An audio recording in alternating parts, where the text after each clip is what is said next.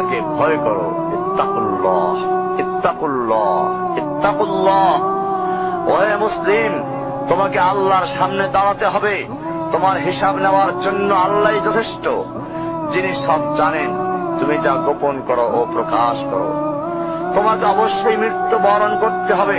যখন তুমি দুনিয়ার সব কিছু ছেড়ে চলে যাবে, শুধু তুমি আখিরাতের জন্য যা সঞ্চয় করেছ তা নিয়ে সাবধান হও তোমার শেষ আমলের ব্যাপারে।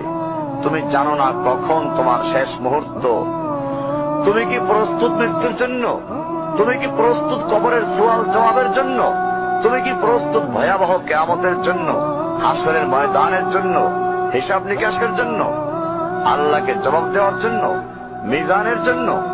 তুমি কি প্রস্তুত চুলের চাইতে সূক্ষ্ম, তরবারির চাইতে ধারালো পুল সিরাতকে পাড়ি দেওয়ার জন্য? ভয়ঙ্কর তুমি জাহান্নামের ভয়ঙ্কর আযাব থেকে আত্মরক্ষার জন্য কাজ করছো তো? যার ইন্ধন মানুষ এবং পাথর, যারা আগুন ভয়ঙ্কর উত্তাপ সম্পন্ন কালো বর্ণের, যা হৃদয় পর্যন্ত জ্বালিয়ে দেবে, এমন উত্তপ্ত পানি যা নাড়ি ভুঁড়িকে বের করে দিবে। রয়েছে খাবারের হিসাবে জাক্কুম ও গলিত পুঁজ। জাহান্নাম অসম্ভব গভীর, ভয়াল জায়গা।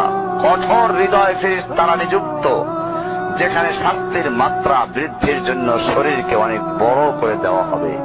চামড়াগুলো জ্বলে যাবে, বের হতে চাইবে, বের হতে পারবে না। মৃত্যুকে ডাকবে, মৃত্যু আসবে না। ভয়ঙ্কর শাস্তি যা অনন্তকাল ব্যাপী চলতে থাকবে।